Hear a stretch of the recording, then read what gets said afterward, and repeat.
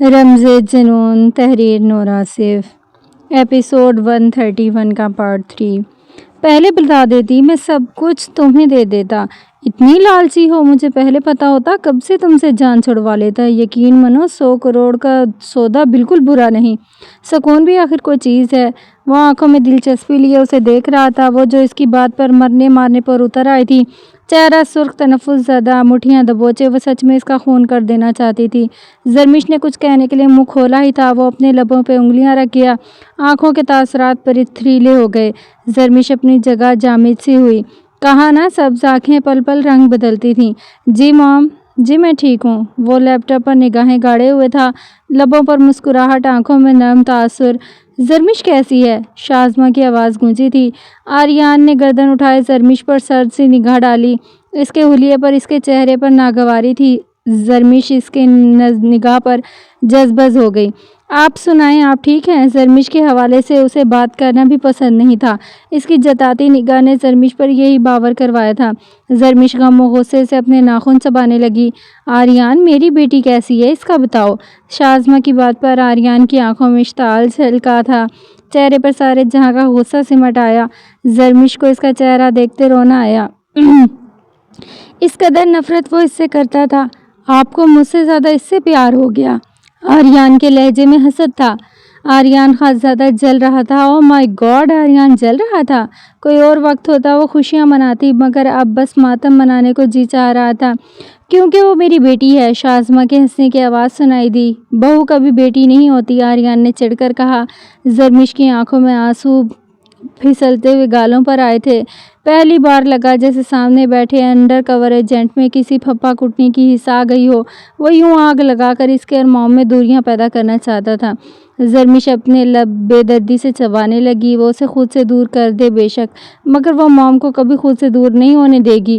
وہ اب اس کی بھی موم تھی۔ لب چباتے اس نے اشتعال بھری نگاہ آریان پہ ڈالی۔ کہاں ہے وہ، کیا کر رہی ہے؟ شازمہ نے پھر پوچھا۔ کیا کر سکتی ہے آپ کی بہو سوائے رونے اور عجیب و غریب کرتب دکھانے کے؟ اس کا بس نہیں چلتا الٹے پنکھے سے لٹک جائے۔ آج کل سکون سے کمرے میں پائی جاتی ہے، ناخن چباتے آپ کے پوتی کو ایکسٹرا وٹامن دے رہی ہے۔ زرمش نے جلدی سے ناخن والا ہاتھ منہ سے نکالا۔ دیکھے بنا بھی اسے کیسے پتہ چل گیا وہ ناخن چبا رہی ہے؟ شازمہ کی ہنسی چھوٹی تھی۔ زرمش اس وقت کہاں ہے؟ اگلے پل وہ محتاط ہوئیں۔ میرے سامنے بیٹھی ہے، بات کرواتا ہوں آپ کی۔ آریان نے گردن اٹھائے اس کے حلیے پر قہربار نگاہ ڈالی۔ لیپ ٹاپ اٹھائے وہ زرمش کے پاس چلا آیا۔ یہ جو ماسیوں والا حلیہ بنایا ہے، اس کی صحیح لاجک موم کو دینا۔ خبردار میری کوئی شکایت لگائی۔ اس نے زرمش کے کان میں سرگوشی کرتے لیپ ٹاپ اس کے سامنے رکھا اور کمرے سے نکل گیا تھا۔ زرمش نے آنسو اندر اتارتے شازمہ خان کو دیکھا تھا۔ کیسی ہو بیٹا؟ شازمہ خان کے پوچھنے کی دیر تھی، وہ پھوٹ پھوٹ کر رو دی تھی۔ کیا ہوا زرمش؟ وہ بکھلا کر رہ گئی تھی۔ مام، یہ آپ کا جو بیٹا ہے یہ ویسا نہیں ہے جیسے آپ کے سامنے بنتا ہے، اس کے کئی چہرے ہیں۔ زرمش کی ہچکیاں کمرے میں پھر سے گونجنے لگی تھیں۔ کیا ہوا ہے زرمش؟ کیا کیا ہے اس نے؟ شازمہ نے دہلتے ہوئے دل پر ہاتھ رکھا۔ ماضی میں جو آریان زرمش کے ساتھ سلوک کر چکا تھا، وہ آج تک اس کے لیے خود کو آریان کو معاف نہیں کر سکی تھی۔ پہلا خیال یہی آیا، وہ پھر سے کوئی انتقام لے رہا ہے۔ جو کچھ زرمش نے حاکم کی موت پر کیا، اس کا بدلہ لے رہا ہے۔ وہ حق دک زر چہرے کے ساتھ زرمش کو یوں ہچکیوں سے روتا دیکھ رہی تھی۔ مام، آپ کو نہیں پتا وہ کتنا خطرناک، بدتمیز، ہیبت ناک ہے۔ آپ اسے نہیں جانتی، وہ بس آپ کے سامنے مسکراتا رہتا ہے۔ میرے سامنے ہی اس کے آتے ہی اس کا چہرہ ایسے ہوتا ہے جیسے مسکرا دے گا تو پورے پاکستان کا ٹیکس اسے ہی دینا پڑے گا۔ شازمہ خان حیران و پریشان زرمش کی بات سمجھنے کی کوشش کر رہی تھی۔ ایسا لگتا ہے وہ مسکرایا ہو، مگر مسکراتا کوئی نہیں۔ زرمش نے شال سے آنکھیں رگڑی، ہچکی لی۔ اس کی آنکھیں مجھ پہ ہنستی ہیں، ایسا لگتا ہے وہ میرا مذاق اڑا رہا ہو۔ یہ دیکھیں، یہ فراق میں نے پچھلے 10 دنوں سے پہن رکھا ہے۔ ایک بار بھی اس نے مجھے نہیں کہا کہ کپڑے بدل لوں، کہ اسے مجھ سے اسمیل آ رہی ہے، میں اسے اس میں بری لگ رہی ہوں۔ شازمہ خان کو کھانسی ہوئی، انہوں نے پاس پڑا پانی کا گلاس جلدی سے لبوں سے لگایا۔ کیوں کہے گا وہ مجھ سے؟ شوروں والی نگاہ سے دیکھے گا تو کہے گا مام، وہ مجھے ایک نظر تک نہیں دیکھتا۔ میں نے بھی تہیہ کر لیا، یہی فراق پہنے رکھوں گی، اسے سزا دے کر رہوں گی۔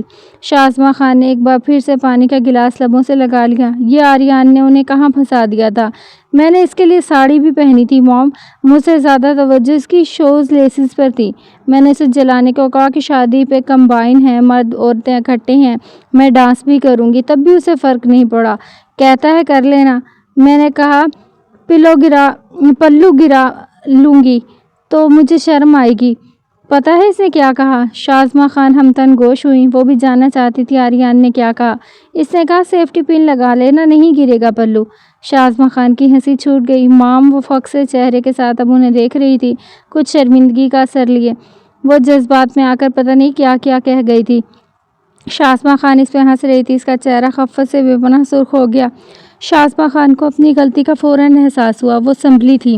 اگلے ہی لمحے زرمش چہرہ ہاتھوں میں چھپائے بلک بلک کر رو دی تھی۔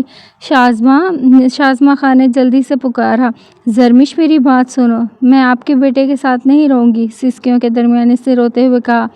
کمرے میں داخل ہوتے آریان فارس خان اس کے لفظ سنتا رک گیا تھا۔ سبز آنکھیں مشتعل ہوئیں، چہرے کے تاثرات پتھر جیسے، مٹھیاں بھیجے، اس کے ہاتھوں کی رگیں نمودار ہوئیں۔ وہ بجلی کی تیزی سے زرمش کی طرف بڑھا تھا۔ لیپ ٹاپ اٹھاتے اسے خون آشام نگاہوں سے دیکھا۔ زرمش آنسوں بھری گلابی آنکھوں سے اسے دیکھ کر رہ گئی۔ اس کے بال پیشانی پہ بے ترتیبی سے بکھرے تھے، اس کی آنکھوں کی وین سی آتی۔ کہا ہے تمہیں اس بچے کے بعد چھوڑ دوں گا۔ مام سے تمہیں یہ کہنے کی کیا ضرورت تھی؟ میری مام کو مار کر ہی دم لوگی۔ وہ غضبناکی سے سرگوشی کرتے اس کے آگے سے لیپ ٹاپ اٹھا لیا، لیپ ٹاپ بند کر دیا۔ آریان نے پریشانی سے اپنی کن پٹی انگلی سے کھجائی۔ پتہ نہیں زرمش نے شازمہ سے کیا کہہ دیا تھا۔ وہ بری طرح سے پریشان ہوا۔ لیپ ٹاپ پکڑے وہ کمرے سے باہر نکل آیا۔ اوپن کچن میں آتے کرسی پر بیٹھتے لیپ ٹاپ گول میز پہ رکھا۔ شازمہ خان کو وضاحتیں دینے کے لیے خود کو تیار کرنے لگا۔ اس کے خوبرو چہرے پر واضح پریشانی تھی۔ شازمہ کو کس طرح مطمئن کرے گا؟ وہ بہت بری طرح سے پریشان ہو چکا تھا۔ اس کا اندازہ زرمش حاکم خان نہیں کر سکتی تھی۔ وہ اپنی مام کو لے کر بے حد حساس تھا، اس قدر حساس تھا کہ کوئی نہیں جان سکتا تھا۔ اس نے لیپ ٹاپ آن کیا۔ شازمہ کو ویڈیو کال ملائی۔ جھنجھلاتے قدرے پریشانی سے اپنی ویسٹ کٹ کے بٹن کھول دیا۔ مام وہ ہاتھ مسلتے اس نے شازمہ کو دیکھا۔ مجھے تم سے یہ امید نہیں تھی تم زرمش کے ساتھ یہ سب کچھ کرو گے۔ شازمہ کی سخت آواز پر وہ گڑبڑا گیا۔ کیا کہا اس نے آپ کو مام؟ آریان نے ضبط سے پوچھا۔ زیادہ کچھ نہیں کہا، بس یہی۔ شازمہ خان نے آریان کا پریشان چہرہ دیکھتے ایک لمحے کا توقف کیا۔ کیا کہا ہے؟ یہی کہ اس نے 10 دن سے ایک ہی ڈریس پہن رکھا اور تمہیں اسے اسمیل نہیں آئی، تم اسے شوہروں والی نظروں سے نہیں دیکھتے، اب وہ تمہیں سزا دینے کے لیے ہمیشہ یہی ڈریس پہن کر رکھے گی۔ وہ بے یقینی سے یہ سب کچھ سن رہا تھا۔ تاثرات حیرت زدہ ہوئے، منہ کھل گیا۔ شازمہ خان اب کھل کر ہنس رہی تھی۔ آریان خانزادہ دانت پہ دانت جمائے بیٹھا تھا، چہرہ آگ کی طرح سرخ۔ وہ یہ سب مام سے کہے گی، وہ بے یقین تھا۔ تمہیں کم سے کم جلنا چاہیے تھا، تم سے اس قدر بے مروتی کی امید نہیں تھی۔ کیا؟ وہ آگے کو وہ الجھن بھری نگاہیں شازمہ خان پہ گاڑ دی۔ جب زرمش نے تم سے کہا وہ ڈانس کرے گی تو تم جلے کیوں نہیں؟ شازمہ خان پوچھتے پھر سے ہنس پڑی تھیں۔ وہ کرسی سے ٹیک لگائے شازمہ خان کو دیکھے گیا، سنجیدگی سے لب بھیچے۔ جواب اپیک تھا آریان۔ جب اس نے کہا ساڑی کا پلو گر گیا تو اسے شرم آئے گی، شازمہ خان ہنسی چلی گئی۔ جواب بہت ایپک تھا۔ وہ ہنس بھی نہ سکا تھا، بس خاموشی سے شازمہ خان کو دیکھے گیا۔ شازمہ خان اب آریان کے تاثرات دیکھتے ہنس رہی تھی۔ بچی ہے وہ آریان، شازمہ نے ہنسی ضبط کرتے ہوئے کہا۔ 22 سالہ عورت میں آپ کو بچی نظر آتی ہے؟ وہ بچی نہیں چڑیل ہے، یہ مجھ سے پوچھیں۔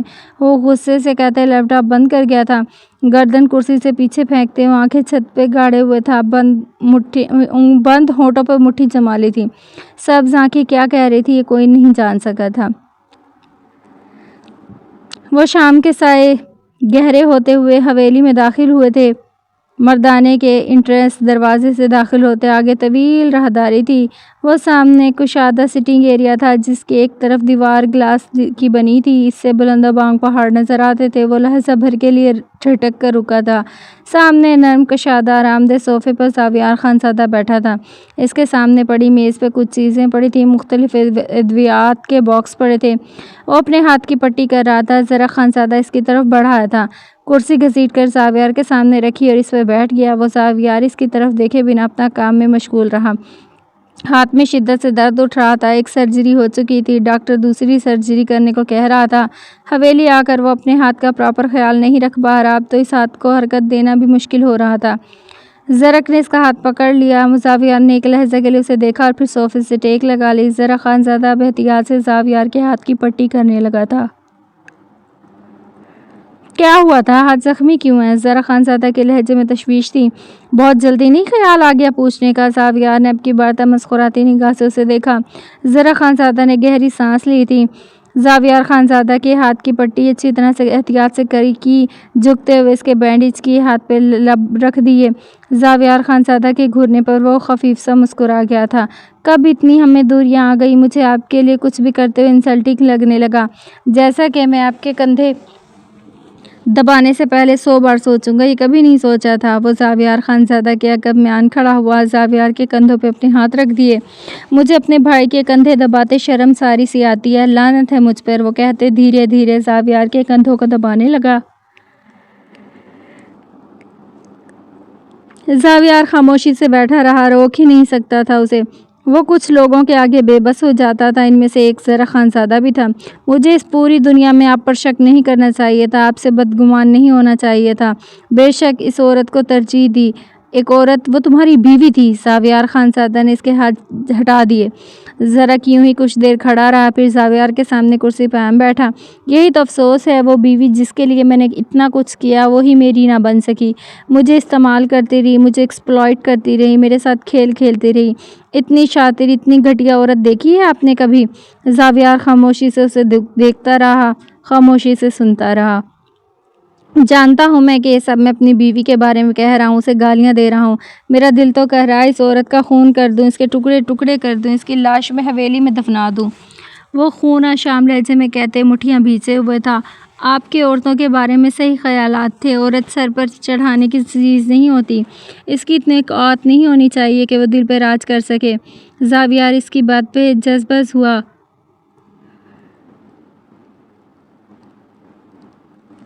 اس کے دل پر تو ایک عورت راج کر چکی تھی، شدومت سے دل پر، پورے دل پر حق سے جمی ہوئی تھی۔ اب تو دل دھڑکتا ہی اس کے نام سے تھا، اس کی سب باتیں جھوٹ تھی۔ زاویار سینے پہ ہاتھ رکھتے صوفے کی پشت سے سٹک آ گیا۔ کتنے ہی لمحے خاموشی کی نظر ہوئے۔ میں نے کیا کچھ نہیں کیا اس عورت کے لیے لالا، کیا کچھ نہیں کیا۔ زکام زدہ سانسیں کھینچی۔ میں نے اپنا دل، اپنی زمین، اپنی جائیداد، اپنے جذبے اس کے نام کر دیے۔ اس نے کیا میرے ساتھ؟ جھوٹ بولا، دھوکہ دیا، مکاری کی، زخموں کے ناسور بنا دیا مجھے۔ چین نہ آیا تو مجھ سے میری موریں ہی چھین لی۔ اس کی آنکھوں میں سرخی کے ساتھ وحشت اتر آئی۔ زاویار نے اس کے شانے پہ ہاتھ رکھے، اسے خاموشی سے تسلی دی۔ وہ زاویار کا ہاتھ پکڑے اس کی پشت پر اپنی پیشانی رکھ گیا۔ میری موریں چھین لی مجھ سے، میری موریں۔ وہ رو رہا تھا۔ زاویار خانزادہ نے اسے رونے دیا۔ اتنے دنوں کا زہر تھا، وہ چاہتا تھا نکل جائے۔ کیا قصور تھا ان کا؟ کیوں کیا اس نے ایسا؟ لالا کیوں کیا؟ ذرا خانزادہ سر اٹھاتے خون آشام لہجے میں کھرایا۔ ہو سکتا ہے چچا نے زنیشا کی فیملی کے ساتھ وہ سب کیا ہو جو وہ بتاتی ہو سکتا ہے کہ بنیاد پہ کوئی کیسے اتنا بے رحم ہو سکتا ہے؟ ذرا خانزادہ چیخ اٹھا، کھڑے ہوتے ہوئے کرسی کو ٹھوکر ماری۔ زرک، زاویار نے سختی سے پکارا تھا۔ غلطی میری تھی لالا، میں نے اس عورت کو اتنا سر چڑھا لیا، اس سے اتنی محبت کی۔ وہ میری محبت، میری وفاؤں کے لائق نہیں تھی۔ کیلیفورنیا سے یہاں لاتے اس کے پر کاٹ دینے چاہیے تھے، مجھے اسے تہہ خانے میں ڈال دینا چاہیے تھا، جیسے آپ نے عائش کو ڈالا تھا۔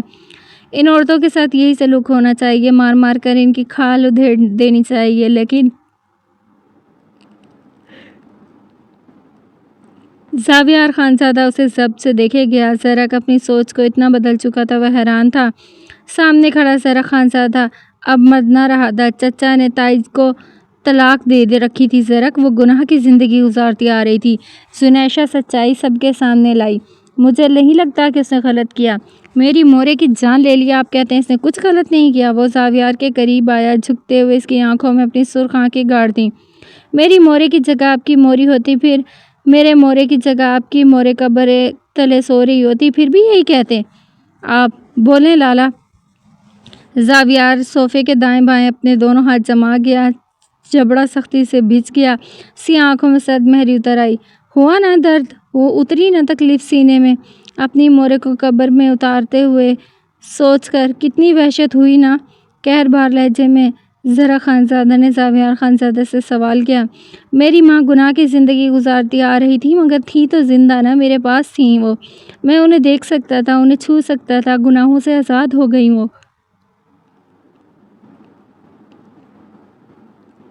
مگر میرے پاس تو نہ رہی، مجھے میری مورے چاہیے بس۔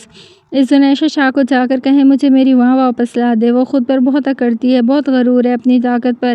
اسے کہیں زرق کے خون کا ایک ایک قطرہ بہا دے، بس اسے اس کی مورے لوٹا دے۔ ذرا خانزادہ نے اس کے شانے پہ ہاتھ رکھا جسے وہ اسی لمحے جھٹک چکا تھا۔ پیچھے ہو گیا۔ جو میرا نقصان ہوا ہے وہ اب کوئی پورا نہیں کر سکتا، نہ آپ، نہ وہ، اور نہ میرا باپ۔ وہ پیچھے ہٹتے ہوئے آہستگی سے کہہ رہا تھا، میرا کیا قصور تھا، کیا قصور تھا جو مجھ سے میرا سب کچھ چھین لیا۔ وہ پیچھے ہٹتا گیا، گلاس وار سے لگ کر کھڑا ہو گیا۔ زاویار خانزادہ کے پاس اسے تسلی دینے کے لیے لفظ بھی ختم ہو گئے تھے۔ وہ کیا کہے؟ موریں چلی گئیں تو مجھے احساس ہوا میرے لیے کیا تھی لالا۔ میں ان سے بے حد محبت کرتا ہوں۔ وہ اب پھر سے رو رہا تھا۔ مجھے پتا ہوتا وہ مرنے والی ہیں، میں ان کے ساتھ وقت گزارتا، ان کو کوئی تکلیف نہ دیتا۔ میرے باپ جیسے مرد کے ساتھ سالوں گزار دیے، کوئی بات، کوئی درد ہے وہ کہہ تو دیتی، مگر میں تو زینی جان کرتا رہتا۔ روتے ہوئے مرد کے لہجے میں ملال ہی ملال تھا، غم ہی غم تھا۔ وہ غم سے روتا رہا۔ میری ماں کتنے غم اپنے سینے میں چھپائے ہوئے تھی۔ وہ مڑتے ہوئے گلاس وار پر مکے مارتا چلا گیا۔ اس کا ہاتھ زخمی ہو گیا۔ زاویار تیزی سے اس کی طرف بڑھا، اسے بازوں سے جکڑے سیدھا کیا۔ وہ زاویار کے سینے سے لگ کر کسی بچے کی مانند بلک بلک کر رو رہا تھا۔ سارا غم آنسوؤں کی صورت میں بہہ رہا تھا جو کہ اسے زاویار کے کندھے کے ساتھ مل کر کسی اپنے کی ضرورت تھی۔ آپ مجھے چھوڑ کر مت جانا لالا، میں آپ کے بغیر مر جاؤں گا۔ وہ روتے ہوئے التجا کر رہا تھا، زور زور سے رو رہا تھا۔ زاویار بھی اس کے سامنے آ کر بیٹھ گیا۔ مجھے نفرت ہے زنیشہ شاہ اور ہر اس عورت سے جو بیوی ہوتی ہے۔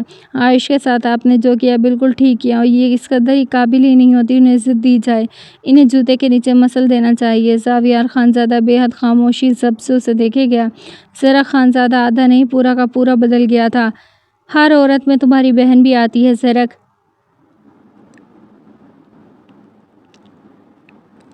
زاویار کی بات پر وہ ہنسا تھا۔ میں کمینہ ہوا تو آپ شریف ہو گئے؟ وہ ہنس رہا تھا۔ تم نے ڈرنک کی ہے زرق؟ زاویار خانزادہ کو جو کچھ دیر پہلے اپنا وہم لگ رہا تھا اب حقیقت لگنے لگا۔ آپ نے کبھی نہیں کیا؟ الٹا سوال داغا گیا۔ زاویار خانزادہ جھنجھلا گیا۔ چچا نے زنیشہ شاہ کے مورے بابا کو مارا ہوا تو زرق کیا کرو گے تم؟ زاویار اس کے سامنے صوفے پہ جا بیٹھا تھا۔ زرق البتہ زمین پہ بیٹھا رہا، کندھوں پہ پڑی شال مردانہ زمین کو چھو رہی تھی، بال بے ترتیبی سے پڑے تھا۔ وہ زیادہ دیر ذرا خانزادہ کو نہیں دیکھ سکا تھا۔ جھوٹی ہے وہ، مکار عورت ہے، اس کی مکاریاں میں نے سہی ہیں۔ عورت مکار ہو سکتی ہے، وہ کچھ بھی کر سکتی ہے، اسے آپ نہیں جانتے۔ ریپ تک اس نے مجھ سے اپنا کروایا تھا۔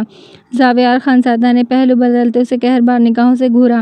اپنے بیڈ روم کی باتیں مجھے مت بتاؤ زرق، زاویار نے سرخ چہرے کے ساتھ اسے ٹوکا۔ بہت کچھ ہے میرے دل میں، بہت زہر لالا، آپ خود سوچیں، جو عورت اپنا بدن مجھ سے تار تار کروائے وہ کیسی ہوگی؟ سوچیں نا لالا، وہ زخمی لہجے میں پوچھ رہا تھا۔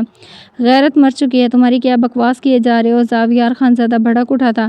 زنیشہ شاہ نے میرے اندر کا انسان مار دیا، مجھے حیوان بنا دیا۔ حیوان درندے میں کیا غیرت ہوتی ہے؟ بس اسے چیر پھاڑ کرنا آتا ہے۔ وہ اپنا سر گلاس وال سے ٹکا گیا۔ چوکیدار بتا رہا تھا کل رات ارمش تمہارے ساتھ تھی، اسے کہاں لے کر گئے تھے؟ زاویار نے سرد نگاہوں سے پوچھا۔ اسے اس کے کزن کے پاس چھوڑ آیا ہوں، اب وہ وہیں رہے گی، اپنے کزن کے پاس ہمیشہ سے ہر تعلق توڑ دیا۔ کاغذی کی طلاق بھی بہت جلد بھجوا دوں گا، میں ہر تعلق اسے توڑ چکا ہوں۔ اس نے اتنی بات آرام سے کہہ دی کہ زاویار کو اپنا خون کھولتا ہوا محسوس ہوا۔ اپنی بیوی کو اس کے پاس چھوڑ آئے جو اس کی عزت کے ساتھ کھیلتا رہا۔ زاویار شاکڈ ہوا، چہرہ بے تحاشا سرخ۔ اس وقت اس کے پاس پسٹل ہوتی تو وہ ذرا خانزادہ کو گولی مار دیتا۔ وہ اتنے سکون میں آخر کیسے بیٹھا تھا؟ کیسے؟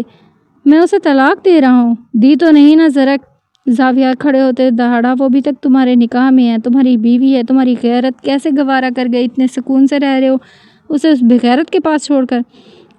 اسے چھوڑنا ہی تھا تو اسے کہیں اور چھوڑ آتے، تمہارے پاس جگہوں کی کمی نہیں تھی۔ تم اپنے ساتھ ہوئے ظلم کا انتقام کیسے اس معصوم سے لے سکتے ہو؟ تم انسان نہیں، درندے بن چکے ہو۔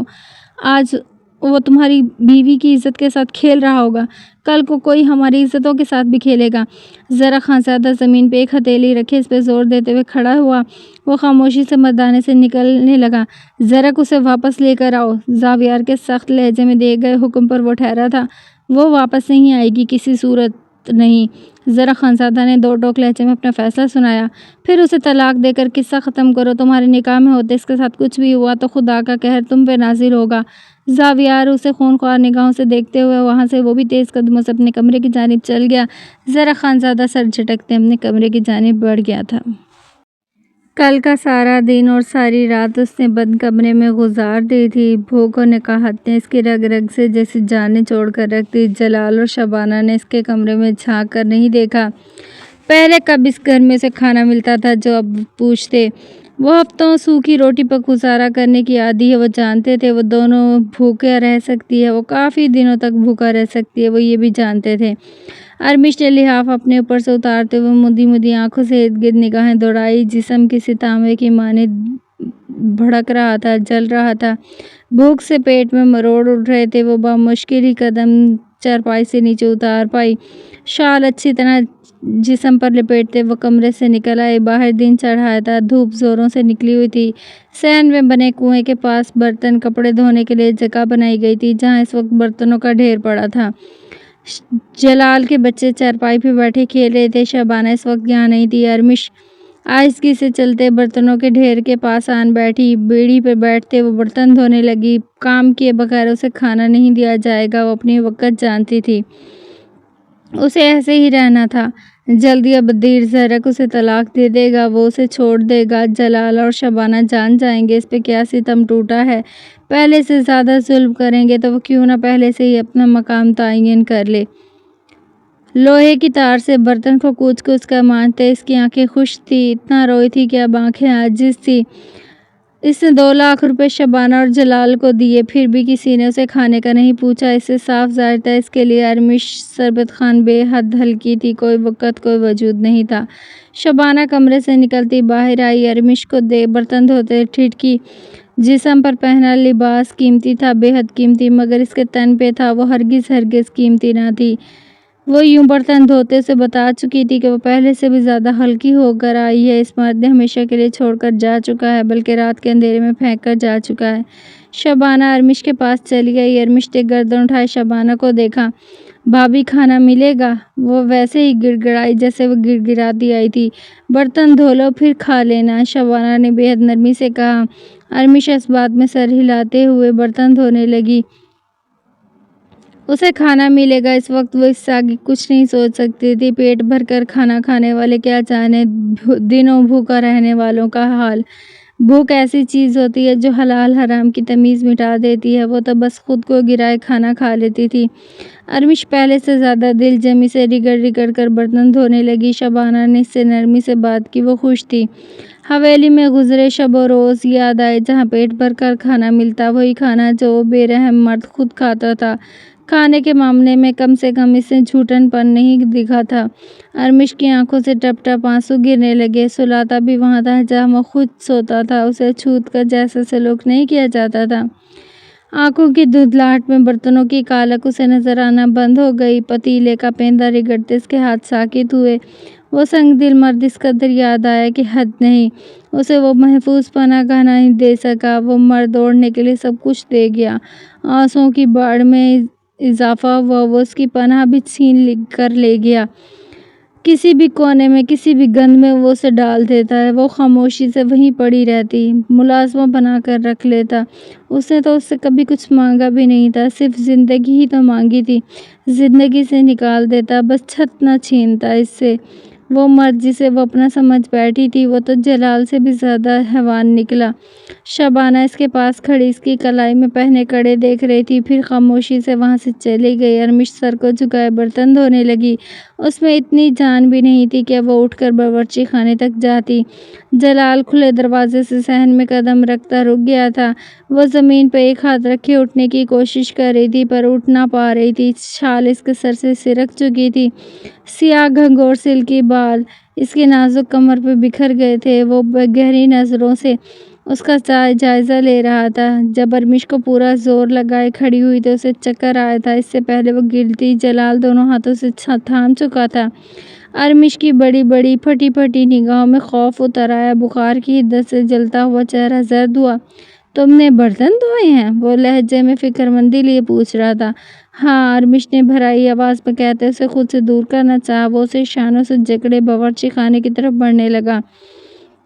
अरमिश में इतनी ताकत ना बची कि वो उसे खुद से दूर झटक सकती। वो चलिए बावर्ची खाने में दाखिल हुआ। शबाना ने ये देखते सुलगन अपने सीने में दबाई। जलाल को कड़े तेवरों से घूरा। जलाल ने शबाना की नज़रों की परवाह किए बगैर अरमिश को बावर्ची खाने में रखी पीढ़ी पे बिठाया। खाना दो इसे, उसने शबाना पर हुक्मिया लहजे में आंखें गाड़ते हुए कहा। शबाना ने खुद पे जब्त करते पतीले से भुना हुआ मुर्गी का गोश्त प्लेट में डालकर अरमिश के आगे रखा। चंगेरी से एक रोटी निकालकर वो भी अरमिश के आगे रख दी। जलाल ने प्लेट में मुर्गी की छोटी सी बोटी देखकर शबाना को घूरते हुए पतीले से 2-4 बोटियां निकालकर अरमिश की प्लेट में डाली और चंगेर से एक और रोटी निकाल कर अरमिश के आगे रख दी। अरमिश सर को झुकाए चादर सीने से जकड़े हुए थी। जलाल इसके बेहद करीब बैठा था। इसके कपड़ों से आती अत्तर की खुशबू अरमिश को जला रही थी। शबाना ने पास पड़े बर्तनों की टोकरी से सटेल की 2-4 प्लेटें निकालकर मिट्टी के फर्श में पूरी कुव्वत से दे मारी।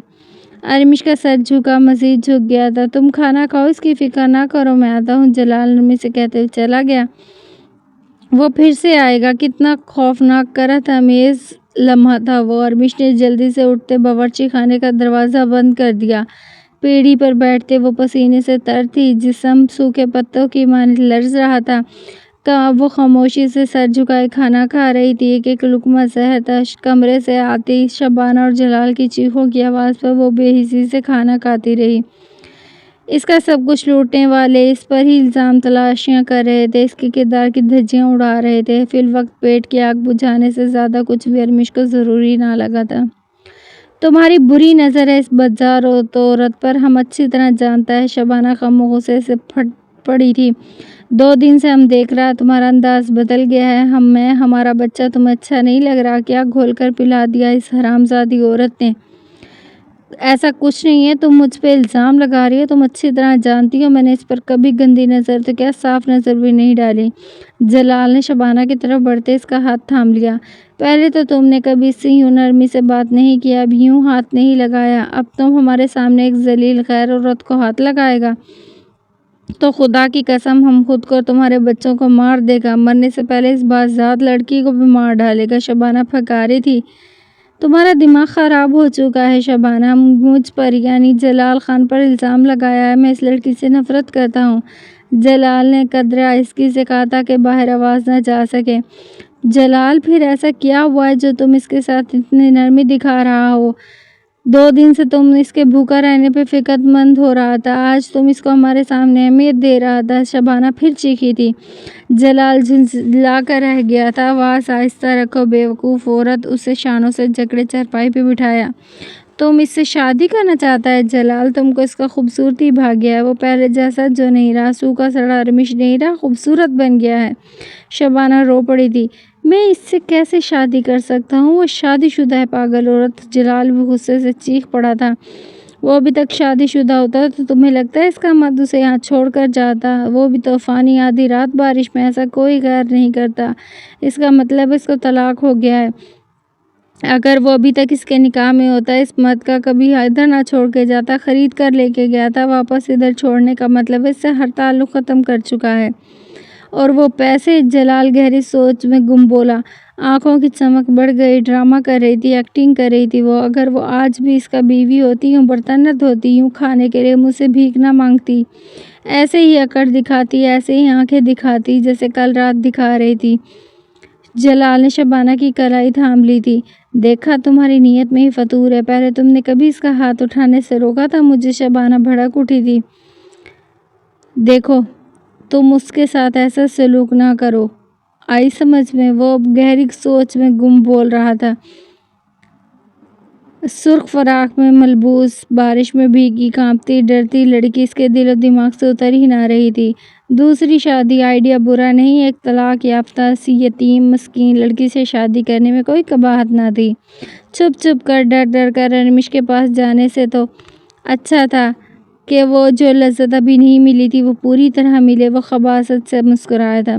अरमिश कमरे में आई तो अपना आध खुला सूटकेस देखकर बदहवास हुई। वो तेज़ी से सूटकेस की तरफ बढ़ी। खाली सूटकेस इसका मुंह चढ़ा रही थी।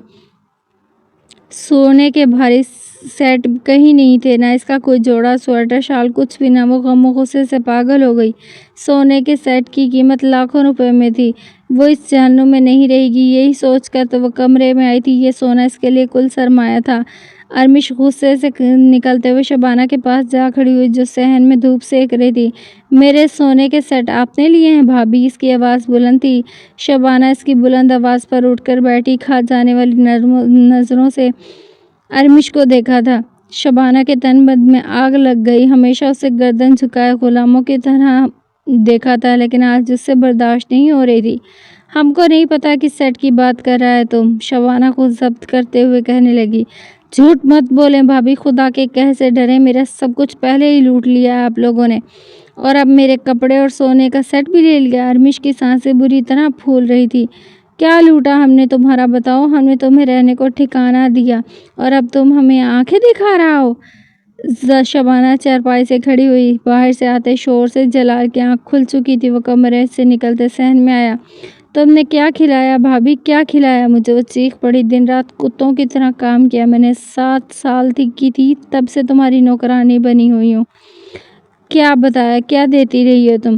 کیا پہنایا تم نے مجھے بتاؤ؟ پھٹے پرانے اپنے بوسیدہ کپڑے جس سے تم اپنے کمرے کا فرنیچر بھی صاف نہ کرو۔ جس ٹھکانے کی بات کر رہی ہو وہ آگے کوئی؟ یہ میرے بابا کا گھر ہے، میرے بابا کا گھر۔ ٹھکانہ میں نے دیا تمہیں، تمہارے بچوں اور اس جلال خان کو۔ جلال خان حیران و پریشان گھائل شیرنی بنی لڑکی کو دیکھ رہا تھا۔ خدا قسم یہ ارمش سرمد خانہ تھی، اس گھائل شیرنی سے خوف آتا تھا۔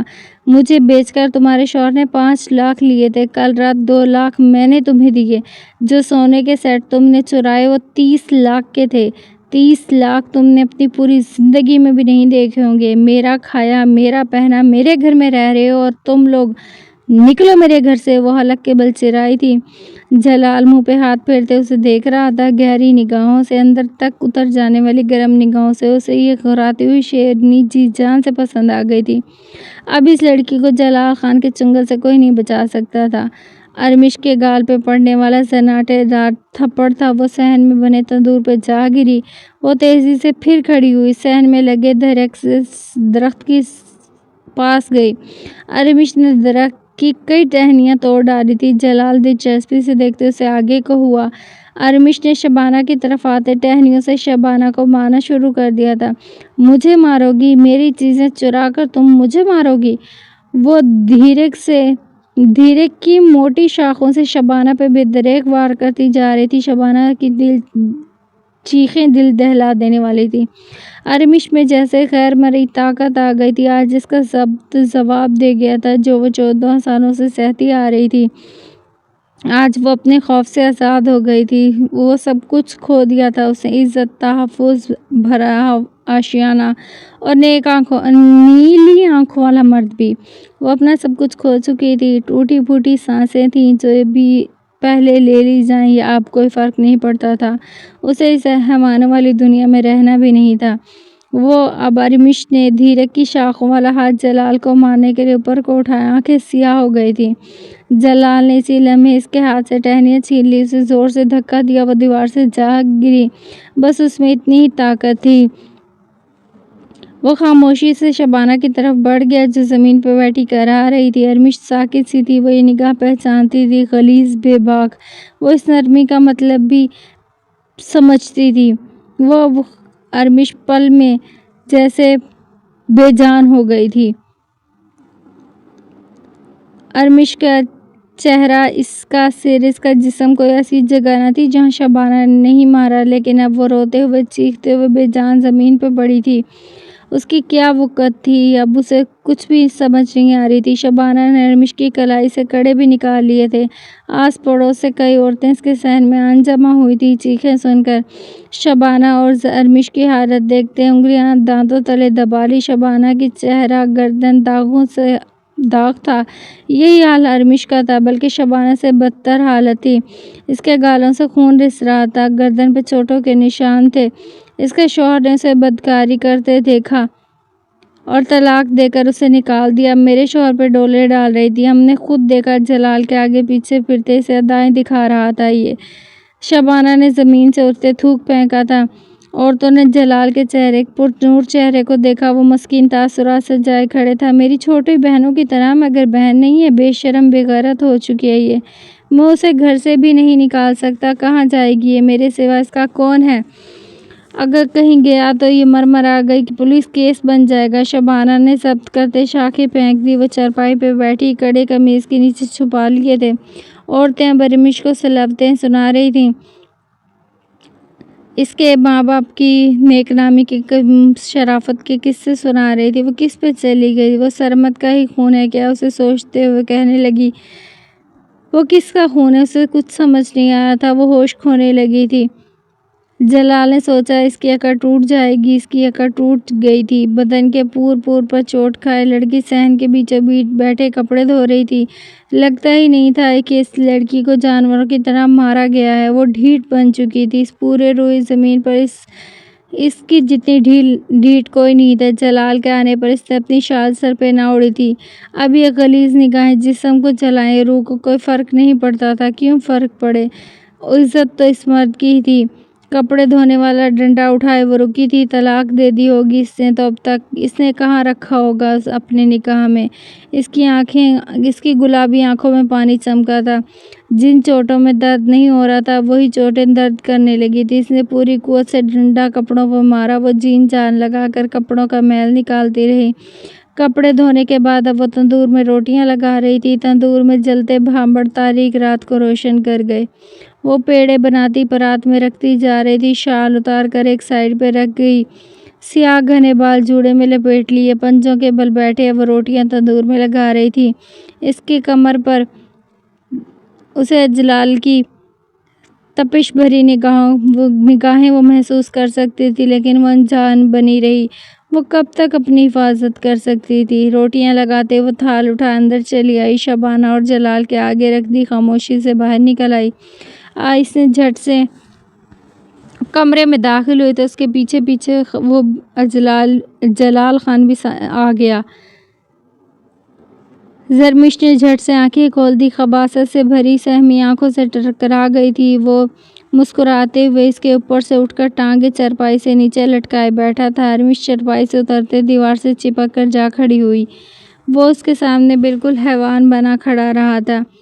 ارمش اسے سہمی نگاہوں سے دیکھتے دروازے کی طرف دھیرے دھیرے کھسکنے لگی۔ رک جاؤ ارمش! اس کی بھاری آواز پر وہ ساکت ہوئی۔ شبانہ کے کھانے میں نیند کی گولیاں ملائی ہیں، اگر شور کرو گی تو بھاگو گی تو سوچو میں کیا کچھ تمہارے ساتھ کر سکتا ہوں۔ کیا کر سکتے ہو؟ وہ آنکھوں میں خوف لیے پوچھنے لگی۔ بہت کچھ۔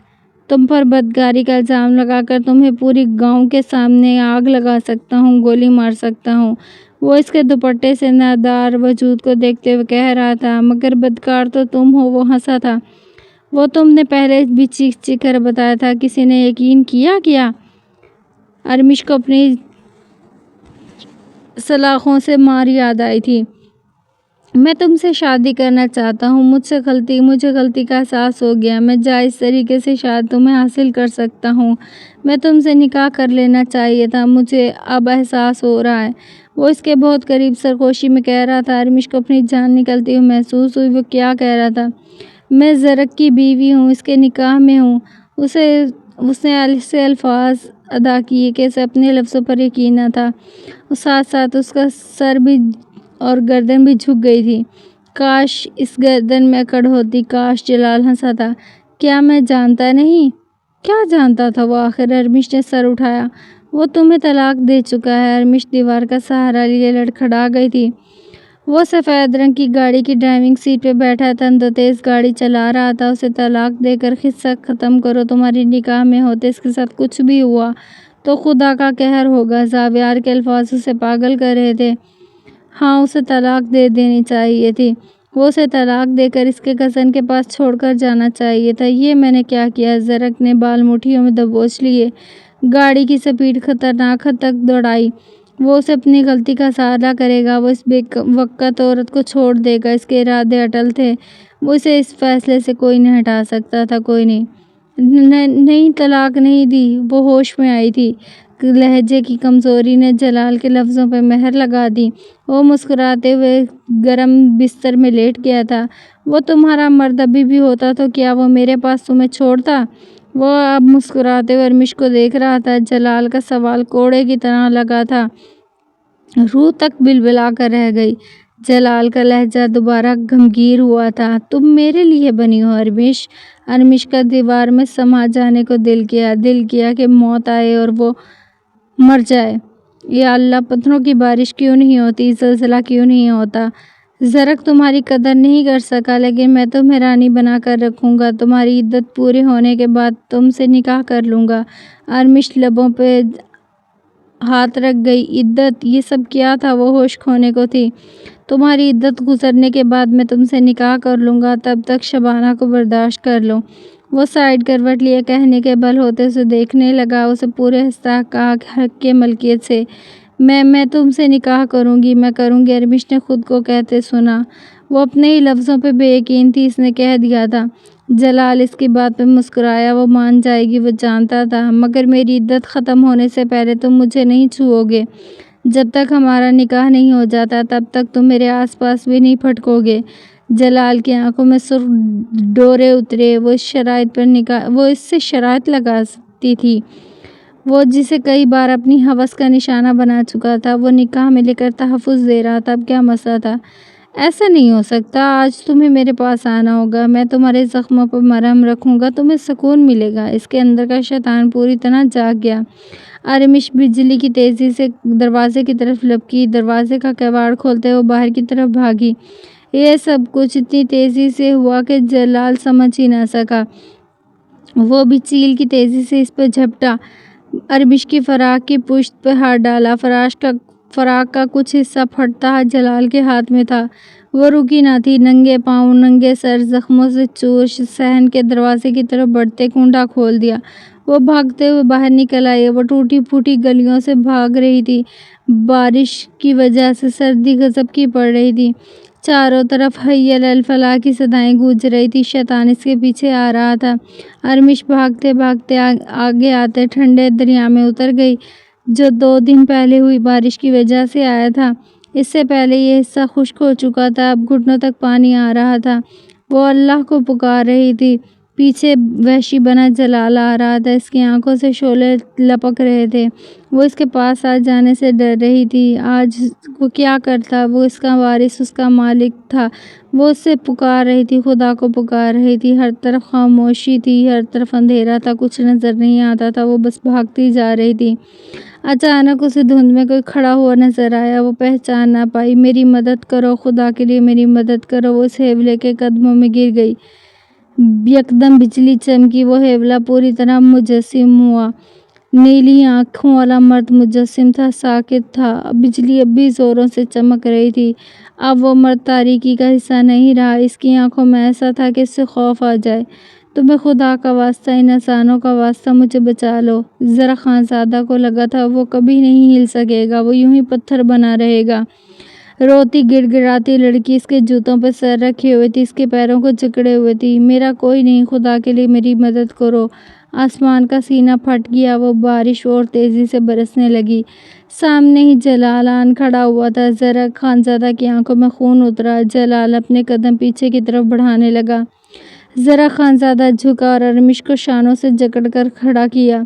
بجلی ایک بار اور چمکی تھی، دونوں کے چہرے روشن ہوئے۔ خان! ارمش کی آواز حلق میں اٹک گئی۔ زرق خانزادہ اس کے گال پہ ہاتھ رکھ گیا، جہاں زخموں کے نشان تھے۔ وہ اب اس کی گردن کو انگلیوں کے پوروں سے چھو رہا تھا، جہاں زخم ہی زخم تھے۔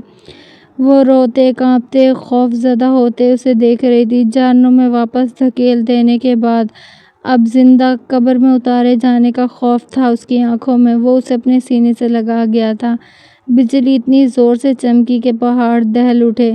وہ سختی سے، مضبوطی سے ارمش کو اپنے سینے سے لگائے ہوئے تھا، اتنا سختی سے کہ ارمش کو اپنی سانسیں گھٹتی ہوئی محسوس ہوئی۔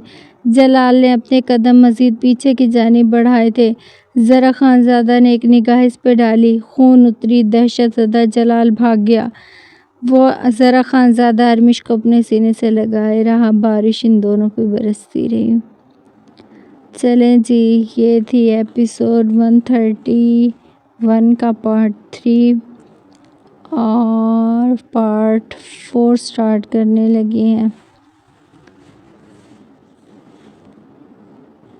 وہ اس کے سامنے ہی ٹھنڈے فرش پہ بیٹھی تھی، مکمل طور پہ بھیگی، سردی اور کسی انجانے خوف سے کانپتی ہوئی۔ اس کے جسم پر چپکا بھاری فراق سے پانی نچڑ نچڑ کر فرش پہ بکھر رہا تھا۔ بکھرے بال، گالوں پر ابھری سرخ لکیریں، گردن پر بے تحاشا چوٹیں، بڑی بڑی آنکھوں میں بے تحاشا خوف۔ اس کے سامنے صوفے پہ بیٹھا مرد سپاٹ چہرے لیے ہوئے تھا۔ اس نے ایک لفظ، ایک پھوٹ ٹوٹی بکھری قابل رحم لڑکی سے نہ کہا تھا۔ رات بھی دھیرے دھیرے بیت رہی تھی۔ اس لڑکی کی حالت قابل رحم تھی۔ وہ بڑی بڑی آنکھوں میں خوف لیے ہر تھوڑی تھوڑی دیر بعد اس مرد کو دیکھ لیتی تھی۔ کیوں اتنا مشکل تھا یہ مرد، یا اس کے لیے ہی مشکل تھا، پیچیدہ تھا، سمجھ نہ آنے والا۔ کچھ دیر قبل اس مرد نے جو لمس عطا کیا، اس سے بڑھ کر ارمش خان کے لیے تحفظ کوئی نہ تھا۔ اب لگتا تھا وہ ایسی چھت تلے ہے جو بارش سے بچا رہی تھی مگر سایہ نہ دے رہی تھی۔ وہ ابھی بھی تحت دامہ تھی، بے سر و ساما۔ ذرا خانزادہ گردن پیچھے کو پھینک گیا، صوفے پہ دونوں بازو پھیلا لیے۔ اس کی آنکھوں میں خون ہی خون تھا، اب وہ آنکھیں بھی موند گیا تھا۔ ارمش کی بڑی بڑی آنکھوں میں بے سر و سامانیاں اتر آئی، وحشت، خوف، ڈر، بہت کچھ۔ وقتی طور پہ محفوظ پناہ گاہ چھن جانے کا خوف اس قدر گہرا ہوا۔ وہ گھسیٹتے ہوئے ذرا خانزادہ کی طرف آئی، اس کے پیروں میں اپنا سر رکھ دیا۔ ذرا خانزادہ کی آنکھیں مزید سختی سے مچ گئی، بند مٹھیوں کی کڑکڑاہٹ سنائی دی۔ خان، مجھے اس حویلی کے سب سے گندی جگہ میں جگہ دے دو، میں چھپ کر کہیں بھی رہ لوں گی، میں آپ کے سامنے بھی نہیں آؤں گی، میں ساری حویلی کا کام کر لوں گی، بدلے میں بس ایک وقت کا بچا کچا کھانا دے دینا۔ ذرا خانزادہ کی آنکھوں میں سرخ ڈیروں میں اضافہ ہوا، وہ سہم گئی تھی۔ صرف ایک ٹھکانہ مانگ رہی ہوں خان، زیادہ کچھ نہیں۔ وہ پیچھے کو کھسکی۔ سامنے بیٹھے مرد کے جاہ و جلال سے خوف آیا تھا۔ جاؤ سو جاؤ، ذرا خانزادہ اس سے بس یہی کہہ سکا تھا۔ فقط اتنا، نہ ٹوٹی امیدوں کی کوئی آس تھی، نہ ٹوٹی جڑتی سانسوں کو راحت تھی۔ جی خان، ارمش نے اس بات میں اتنی تیزی سے گردن ہلائی جیسے وہ اس کی بات نہ ماننے پر اسے حویلی سے ہی نکال دے گا۔ وہ وہیں اس کے قدموں میں لیٹ گئی تھی، کسی گٹھڑی کی طرح سمٹے، آنکھیں سختی سے موند گئی۔ اس پہ جلال کا خوف تھا، اپنی عزت رون جانے کا خوف، اس غلیظ لمس کو اپنے اندر اتر جانے کا خوف۔ اب یہ مرد جو بھی کہے گا وہ مان جائے گی، کسی بے جان چیز کی طرح رکھے گا، وہ رہ لے گی۔ ذرا خانزادہ اسے دیکھے گیا، رنگت آگ پکڑ رہی تھی، گردن کی رگیں پھول رہی تھی۔ وہ صوفے سے اترتے گھٹنوں کے بل اس کے پاس بیٹھ گیا، اپنے پاس دل فریب سینٹ کی مہک پر۔ ارمش اپنے گھٹنے پیٹ سے جوڑے، آنکھیں سختی سے بند کر لی، بدن پر لرزہ طاری ہوا تھا۔ ذرا خانزادہ اسے شانوں سے جکڑے اپنے قریب کر گیا۔ ڈرامہ کرتی ہو، شطرنج کھیلتی ہو، میرے ساتھ مظلومیت کا پرچار کرتی ہو؟ وہ پھر سے دہاڑا۔ ارمش کی بڑی بڑی آنکھوں میں خوف کے سوا کچھ نہیں تھا۔ جواب دو مجھے۔ ارمش کا شانیہ اس قدر سختی سے جکڑے ہوئے تھا۔ چلی جاؤ یہاں سے، میرے سامنے مت آنا۔ وہ پیچھے کو دھکیلتے کھڑا ہوا۔ ارمش ایک دفعہ پھر ساکت ہوئی، وہ ساحل پہ لا کر پھر سے چھوڑ چکا تھا۔ وہ گردن اٹھائے اس بے رحم سنگ دل مرد کو دیکھ رہی تھی جو اس کی طرف پشت جمائے کھڑا تھا۔ ارمش دونوں ہتھیلیاں زمین پہ جماتے بمشکل ہی کھڑی ہوئی تھی۔ خدا کی زمین بہت بڑی ہے خان، کہیں نہ کہیں مجھے بھی آسرا مل ہی جائے گا۔ جس خدا نے مجھے جلال سے بچایا وہ مجھے آگے بھی بچاتے آئے گا۔ مجھے انسانوں کی بستی میں کسی حیوان کی ضرورت نہیں، ارمش نے سختی سے کہا، مگر آواز میں آنسوؤں کی آمیزش پر قابو نہ پا سکی تھی۔ اگر یہی سب کچھ کرنا تھا تو مجھے امید کا سرا کیوں تھمایا؟ اب وہ روتے ہوئے پوچھ رہی تھی، آنسوؤں پر بند باندھتی بھی تو کیسے؟ اس کے پاس کچھ تھا ہی نہیں کہ وہ مضبوطی اسے اب خود پر کو مضبوط بناتی۔ وہ اس کی طرف پشت کیے کھڑا رہا۔ وہ لمس کیوں عطا کیا جس نے ارمش خان کو کچھ دیر کے لیے سب بھلا دیا تھا؟ آپ مجھے سینے سے لگائے کھڑے تھے، میرے لیے یہ بھی بہت تھا۔ اس نے پرسوز ہچکی لی۔ آپ نے اب پھر سے میرے پیروں سے زمین کھینچ لی، سر سے آسمان بھی۔ اب میں کہاں جاؤں گی، کس کے پاس جاؤں گی؟ وہ بلک رہی تھی۔ وہ بے حس کھڑا رہا۔ اسے یہ ساری باتیں فریب معلوم ہوئی۔ بیوی اعتبار کے قابل نہیں ہوتی۔ ذرا خانزادہ کو زندگی نے یہی سبق دیا تھا۔ میں کبھی آپ کے پاس نہیں آؤں گی، آپ کو نہیں پکاروں گی، وہ اٹل لہجے میں بول رہی تھی لرزتی کانپتی ہوئی لڑکی۔ پہلے بھی آپ کو نہیں پکارا تھا۔ ارمش سرمد خان کی کتاب کے پنوں میں کسی زرع خان زادہ کا کوئی نام نہیں۔ میری کہانی میں آپ نہیں سنا آپ نے؟ وہ ہضیانے چیخی اور کمرے سے نکل گئی۔ زرع خان زادہ صوفے پہ بیٹھا سر ہاتھوں میں گرا گیا۔ نگاہوں کے سامنے کسی ارمش کا وجود نہ تھا، اس کی آنکھوں کے سامنے کوئی تھا تو صرف زنیشہ شاہ۔ زنیشہ شاہ کو پاگل ہوتے وہ اب گالیاں دے رہا تھا۔ منظر بدل گیا، وہ پشیمانی سے کھڑا تھا۔ زنیشہ شاہ رو رہی تھی، اسے بتا رہی تھی اس کی کتنی بے عزتی کر چکا ہے وہ، اسے صرف اپنی ایلیگن کی وجہ سے۔ وہ بتا رہی تھی وہ ذہنی مریض ہے۔ وہ سر ہاتھوں میں گرائے رہا، وہ شاکڈ تھا۔ وہ کیسے سب کچھ کر سکتا تھا؟ منظر پھر سے بدل گیا۔ اس کی باہوں میں اس کی بیوی پڑی تھی، برہنہ جسم، چہروں پر تشدد لیے۔ یہ سب کچھ کرنے والا کوئی اور نہیں، وہ خود تھا۔ زنیشہ شاہ کے ساتھ ریپ وہ کر چکا تھا، وہ اس کی بیوی روتے ہوئے اسے بتا رہی تھی۔ اسے سب کچھ منظر اب دھندلے دھندلے اس کی آنکھوں کے سامنے آ رہے تھے۔ ایک دم اس کی آنکھوں میں خون اتر آیا، مٹھیاں زور سے بجھ گئیں۔ اسے جلال یاد آیا جس نے اس کی عزت کو لاوارث سمجھ کر ہار ڈالا۔ کیا ارمش سرمد خان لاوارث تھی؟ کیا اس کا کوئی نہ تھا؟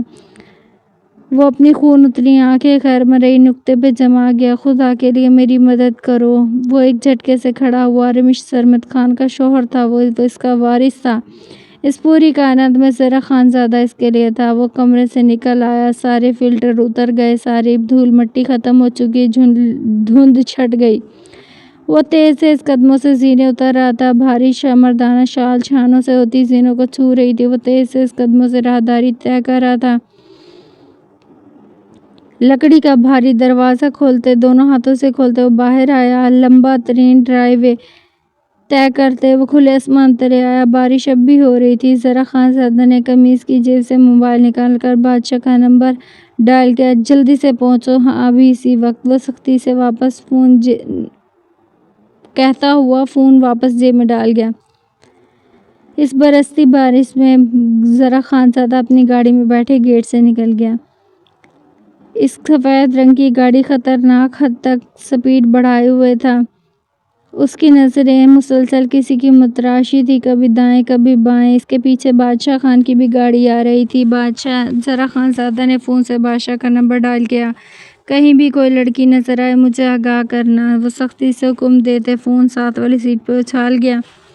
گاڑی ایک بار پھر سڑکوں پر دوڑ رہی تھی۔ کبھی ان ٹوٹی پھوٹی سڑکوں سے اسے ایسے لگتا گاڑی کسی بھی وقت کھائی میں جا گرے گی۔ اسے اپنی موت سے کھیلتے بس ایک ہی وجود کو تلاش کر رہا تھا، ایک وجود کو، ایک بے بس لڑکی کو۔ وہ اسے نظر آ گئی۔ وہ اسی لمحے گاڑی روک گیا۔ زرع خان زادہ کو اپنی جان نکلتی محسوس ہوئی۔ وہ دائیں طرف آتے بلند و بانگ پہاڑ کی چڑھائیوں پر چڑھ رہی تھی۔ اس وقت وہ کافی اونچائی پہ تھی۔ اب پھر سے میرے پیروں سے زمین کھینچ لی، سر سے آسمان۔ میں کہاں جاؤں گی؟ میں کس کے پاس جاؤں گی؟ ارمش کے روتے ہوئے لفظ زرع کے سماعتوں میں گونجے۔ پاگل لڑکی اتنی اونچائی پہ کیا کر رہی ہے؟ وہ بھی تیزی سے اس کے پیچھے چڑھنے لگا تھا۔ ارمش کا پیر پھسلا، اس نے چیختے ہوئے خود کو سنبھالتے ہوئے پیچھے مڑ کر دیکھا۔ اس کے پیچھے دو مرد آ رہے تھے۔ ان مردوں کو نہ پہچان سکی وہ، اتنی دور سے نہیں پہچان سکی تھی۔ اسے بھی یہ حیوان لگے تھے۔ وہ چیختے ہوئے تیزی سے اوپر کی جانب بڑھنے لگی۔ اللہ اللہ میں کہاں جاؤں گی؟ زرع خان زادہ اس کے اتنی تیزی سے اوپر چڑھنے پر جھنجلا گیا۔ مرنا ہی تھا تو یہاں سے بھی کود کر مر سکتی تھی، اس سے زیادہ اوپر کیوں جا رہی تھی؟ وہ روتے کانپتے فریادیں کرتے مزید اونچائی پر چڑھتی جا رہی تھی۔ دشوار ترین گھاٹیاں جن پہ ابھی پھسلی، بارش کی وجہ سے اور پھسلن ہو رہی تھی۔ زرع خان زادہ مزید تیزی سے اس کے پیچھے پھسلنے لگا۔ وہ کچھ غلط نہ کر ڈالے، اس کی سانسیں اٹک رہی تھی۔ وہ اب ایک ہی جگہ پہ ٹک کر کھڑی ہو گئی، ایک کنارے پر رکے نیچے کی طرف جھانک رہی تھی جہاں کھائیاں تھیں۔ بادشاہ جلدی سے اوپر کی طرف چڑھو۔ زرع خان زادہ پھولتی سانسوں کے ساتھ گرجتے کہنے لگا۔ وہ بہترین کلائمبر تھا، زاویار کے ساتھ سارا بچپن اس نے پہاڑوں پر چڑھتے ہوئے گزارا تھا، لیکن اب اس کے لیے بہت مشکل ہو رہا تھا۔ مگر یہ دھان پان سی نظر آتی لڑکی کیسے اتنی اوپر چڑھ گئی؟ وہ حیران ہوا۔ ارمش ساکت وجود لیے نیچے جھانک رہی تھی۔ نیچے اندھیرا تھا، سکوت تھا۔ وہ یہاں سے کود جاتی تو کسی کو اس کی لاش تک نہ ملتی۔ اس نے اپنا ایک پیر آگے کو بڑھایا۔ موت کا خوف ایک دم اس کی ہڈیوں میں جمنے لگا تھا۔ موت سے زیادہ ہیتناک کچھ نہ تھا۔ میں تم سے نکاح کر لوں گا، جلال کے لفظ سماعتوں میں گزرے۔ اس نے اپنا پیر اور نیچے کیا۔ آج تمہیں میرے پاس آنا ہوگا، میں تمہارے زخموں پر مرہم رکھوں گا، تمہیں سکون ملے گا۔ وہ اور آگے بڑھی، اپنا پیر اور نیچے کیا۔ جلال کا نوچنا یاد آیا، ہڈیاں توڑ ڈالی تھی اس نے۔ ارمش آنکھیں موند گئی۔ ایسے موت سے ملنا زیادہ آسان تھا۔ ڈرامہ کرتی ہو، میرے ساتھ مظلومیت کا پرچار کرتی ہو۔ سماعتوں کو چیر دینے والی کچھ اور آوازیں سنائی دی۔ اس بار لوہے کی سلاخ سے مرنے والی مار سے زیادہ درد ہوا تھا۔ وہ کچھ اور آگے بڑھی، اپنا پیر اور نیچے کیا۔ اب وہ موت کو گلے لگانے کو تیار تھی۔ مرتے وقت ایک لمس یاد آیا جو کچھ دیر قبل زندگی لگا تھا۔ وہ دھڑکتا سینہ، وہ محفوظ آغوش۔ ارمش کی آنکھوں سے بہتے آنسوؤں میں اضافہ ہوا۔ بس ایک آخری پکار۔ وہ اپنے دونوں پاؤں نیچے کر گئی۔ موت، بس موت۔ موت کو گلے لگانے کی چاہ لیے لڑکی نے رفتہ رفتہ آنکھیں کھولی۔ وہی دھڑکتا سینہ، وہی گرم آغوش، وہی محفوظ پناہ گاہ، وہی تحفظ بھرا لمس۔ وہ آنکھوں میں بے پناہ تحیر لیے اس مرد کو دیکھ رہی تھی جو مضبوطی سے اسے خود میں سمائے ہوئے تھا۔ وہ اس کی آنکھوں میں دیکھتے اس کی پشت کو سختی سے جکڑے ہوئے تھا۔ کوئی ارمش کے لیے اتنی دور آئے گا، اسے یوں اپنے سینے سے لگائے گا، اتنی چڑھائیاں چڑھ جائے گا، اسے کھونے کا خوف کسی کی آنکھوں میں سمائے گا۔ کیا یہ زندگی تھی؟ زرق خانزادہ اس کے لیے آیا تھا۔ وہ بے یقینی سے اسے دیکھتی جا رہی تھی۔ زرق مسکرایا تھا۔ کود جانے دو، بار بار موت کو گلے لگانا آسان نہیں ہوتا۔ ارمش نے ہچکی لی۔ نہیں، اب کبھی نہیں۔ وہ انگلیوں کے پوروں سے اس کے آنسو صاف کر گیا۔ میرے لیے تم سے شفاف کوئی نہیں ہے۔ کندھوں آتے بمشکل ارمش کو دیکھتے وہ مسکرایا، اپنی شال اتار کے ارمش کے گرد اڑا دی۔ اب وہ اس کی کلائی پکڑے نیچے اترنے لگا۔ بادشاہ بہت پہلے نیچے چلا گیا۔ کٹھنائیاں بہت دشوار تھی۔ سورج آج نکلا نہ تھا۔ وہ گہرے بادل اور چمکتی کڑک، کچھ خوفناک، کچھ قہر برپا۔ موت دینے کی خواہش لیے وہ تیزی سے خطرناک گھاٹیوں تک اتر آیا۔ اب اس کی آنکھوں میں صرف قہر تھا۔ گاڑی ٹوٹی پھوٹی گلی کے آگے آ کر رکی تو ارمش نے گردن پھیرتے مرد کو دیکھا۔ وہ اسے موت سے بچا کر لا کر اس تاریک قبر میں پھر اتارے گا۔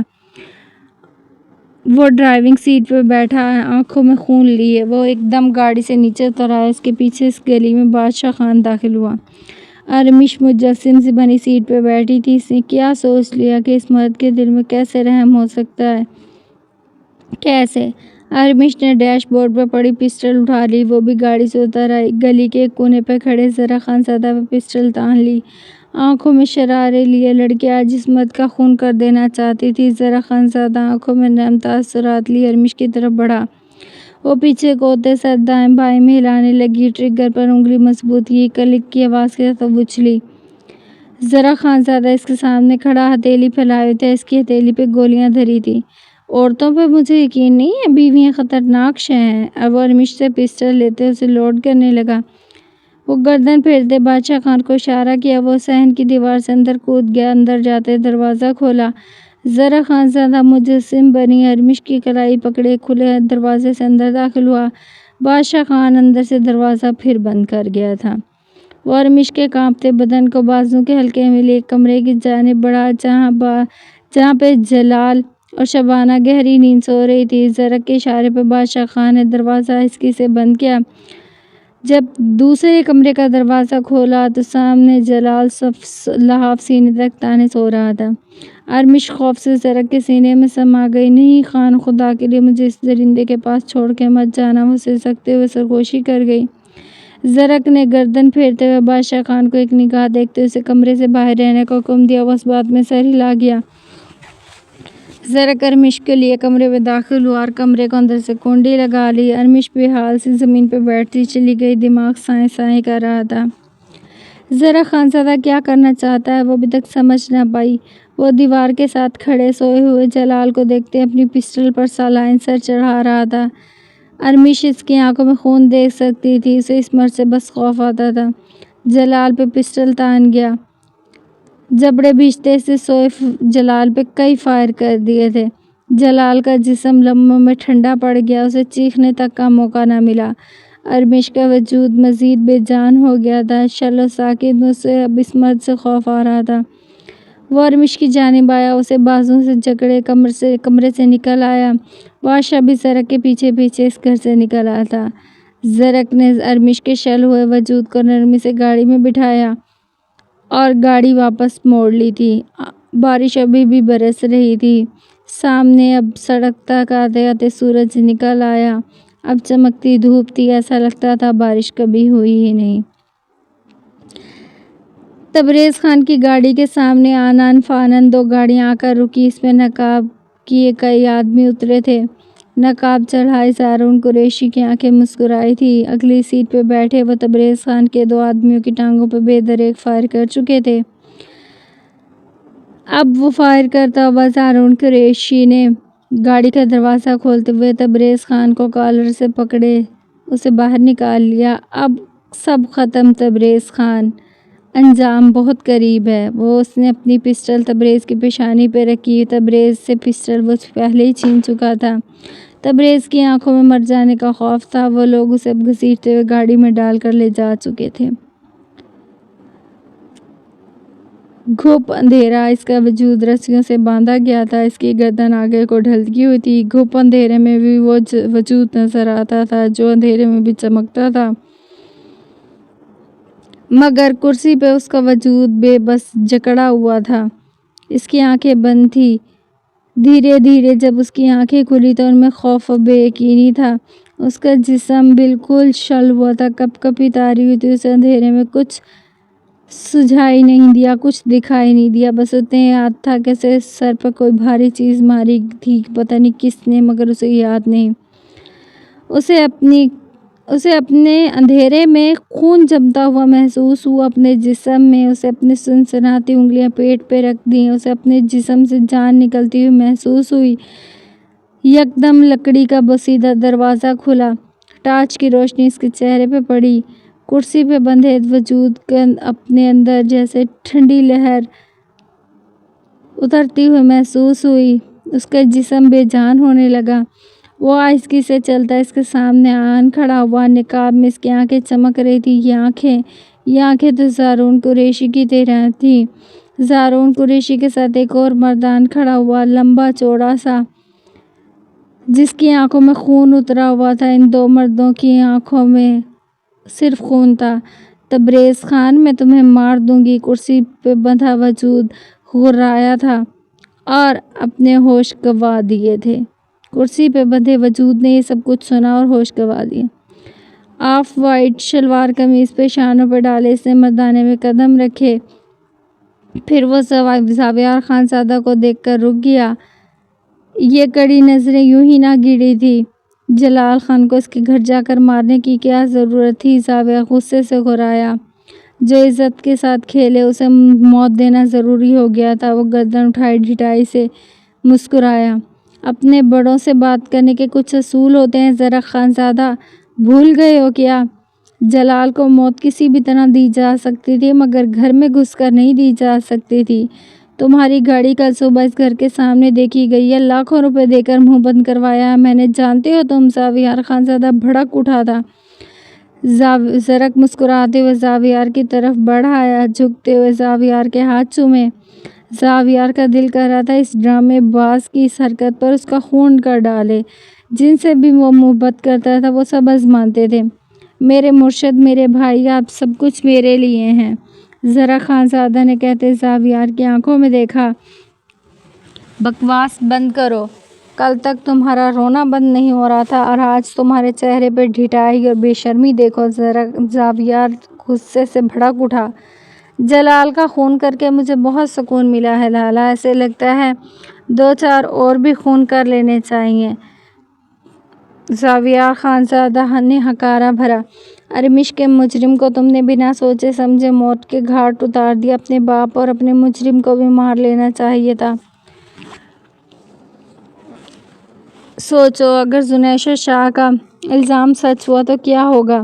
زاویار کی بات وہ کاٹ گیا تھا۔ مجھے سوچنا یہ نہیں ہے، قطعی نہیں سوچنا، مگر میں اپنے اصل گناہ گار کو ڈھونڈ سکتا ہوں، زاویار خانزادہ سے کہا۔ اصل گناہ گار زنیشہ شاہ ہے، یہ سب کچھ ارچمانچا کا پھیلایا جال ہے، وہ جواباً کہہ رہا تھا۔ حیوانوں کی دنیا میں ایک اور حیوانی ضعیف زرک ٹانگ پٹانگ جمائے مسکرایا۔ اور چچا ایک روح ہے نا، نیک نامی سے جیتا آیا ہے، زاویار طنزاً بولا۔ دیکھو بات چچا پہ آئی ہے، مجھے نہیں پتا، لیکن دیکھو میں زنیشہ کے ساتھ ہوں۔ میں زنیشہ کے ساتھ نہیں ہوں، زرک تیزی سے بولا۔ میں تمہارے ساتھ مل کر زنیشہ کو موت دوں گا۔ زاویار کی بات پہ زرک کے جبڑے بھیج گئے۔ لیکن ضروری نہیں ہے کہ وہ جھوٹی ہو، بس میں اسے مارنا چاہتا ہوں۔ جب زاویار نے کہا تو زرک خانزادہ تڑپ اٹھا تھا۔ لالا، زرک پلٹتے ہوئے تنبیہی انداز میں زاویار کو دیکھے گیا۔ قسم کھاتا ہوں زرک، میں زنیشہ کو نہیں چھوڑوں گا، بہت برداشت کر لیا، بہت اکڑ دیکھ لی اس کی۔ لیکن یہ بات سنتے ہی زرک کی سانسیں دھوکنے کی مانند چل رہی تھی، بامشکل وہ خود پہ ضبط کیے ہوئے تھا۔ یہ غصہ، یہ اکڑ مجھے مت دکھاؤ، اصل مجرموں کا پتہ کرو۔ زنیشہ شاہ کے ماں باپ کے اصل مجرم کون ہیں؟ مجھے اپنے چچا بہت عزیز ہیں، مجھے میرے باپ کے بھائی ہیں وہ، لیکن اگر سب کچھ یہ جھوٹ ہوا تو میں زنیشہ کو مار دوں گا، قتل کر دوں گا، اصل کلپرٹ وہی ہے۔ زاویار نے سکون سے کہا تھا۔ تو چلو اسے مار دیتے ہیں، آؤ، زرک سے کہا۔ میں ڈھونڈتا ہوں، ثبوت ڈھونڈتا ہوں، اگر سب کچھ زنیشہ نے جان بوجھ کر کیا تو میں قسم کھاتا ہوں اسے چھوڑوں گا نہیں۔ زاویار سختی سے کہتے آگے بڑھ گیا۔ آپ اسے کچھ نہیں کہیں گے لالا، وہ حواس کھوتے چلایا تھا۔ ثبوت ڈھونڈوں گا، ایک ایک کو پکڑوں گا، ایک ایک کو ماروں گا، لیکن میں ثبوت ڈھونڈوں گا۔ یکدم ہی مردان خانے میں آتے زرک نے اپنا فون میز سے اٹھایا تھا جو وائبریٹ ہو رہا تھا۔ زاویار نے ایک پتہ سینڈ کیا تھا جو بغور اس ایڈریس کو دیکھ رہا تھا۔ اب وہ موبائل فون پکڑے حویلی سے باہر نکل آیا تھا۔ چلیں جی، یہ تھی دونوں ایپیسوڈز کا وائس اوور۔ دیکھیں سٹوری یہ ہے کہ زاویار جان بوجھ کے زرک خانزادہ کو غصہ دلا رہا ہے، اسے زنیشہ کے خلاف بھڑکا رہا ہے تاکہ زرک خانزادہ جو کچھ بھی سوچ رہا ہے وہ جلد از جلد فیصلہ کر لے۔ وہ ایک طرف زنیشہ شاہ کو سچا بھی مانتا ہے، اس سے عشق بھی کرتا ہے، لیکن دوسری طرف وہ تبریز خان کے بارے میں ایسا کچھ سوچ ہی نہیں رہا کہ اس کا باپ ایسا کچھ کر سکتا ہے۔ تو وہ بھی بیچارہ پریشان ہے اپنے باپ کی وجہ سے۔ لیکن اب دیکھیں، ایک زارون قریشی تھا اور دوسرا کون سا انسان تھا جس نے تبریز خان کو اغوا کیا ہے؟ مجھے پتہ نہیں کیوں لگتا ہے وہ زاویار خانزادہ ہے، پتہ نہیں کیوں لگتا ہے، لیکن یقین ہوتا جا رہا ہے۔ اور رہی بات اب تبریز خان کا انجام بھی جلد از جلد نزدیک آنے والا، لیکن یہ ہوتا ہے نا سب کے سامنے تبریز خان کا سچ آتا یا تبریز خان اپنے منہ سے یہ اقرار کرتا اور زنیشہ شاہ کو سچا ثابت کرتا، کچھ اس طرح کا سین ہونا چاہیے تھا۔ یہ کیا بس اغوا کر لیا اور اس کا کچھ اس طرح سے سین ہو یا وہ قتل ہو جائے، ایسے نہیں ہونا چاہیے، باقی سب کے سامنے سچ آنا چاہیے۔ اور دوسرا زرک خانزادہ نے شکر ہے اتنے ٹائم بعد کوئی ایک اچھا کام کیا، وہ تھا جلال خان کی موت۔ جلال خان کو تو اور عبرتناک موت دینی چاہیے تھی، بہت زیادہ عبرتناک، دردناک قسم سے۔ اور باقی تو ناول ون سائیڈڈ ہی ہو رہا ہے جو کچھ ہو رہا ہے۔ تو آج دو لوگوں کا عبرتناک انجام ہوا ہے، ایک تو جلال خان کا اور دوسرا ہمارے تبریز خان کا۔ تو تبریز خان کے ساتھ آگے کیا ہوگا وہ ہوگا نیکسٹ ایپیسوڈ میں، اور نیکسٹ ایپیسوڈ کے وائس اوور کے لیے آپ لوگوں کو کیا کرنا ہوگا؟ آپ لوگوں کو کرنا ہوگا میرے چینل سبسکرائب، ایپیسوڈ کو کرنا ہوگا لائک، اور کمنٹ کرنا تو بالکل نہیں بھولنا۔ اپنا خیال رکھیں، اپنے سے زیادہ اپنے گھر والوں کا خیال رکھیں۔ اللہ حافظ۔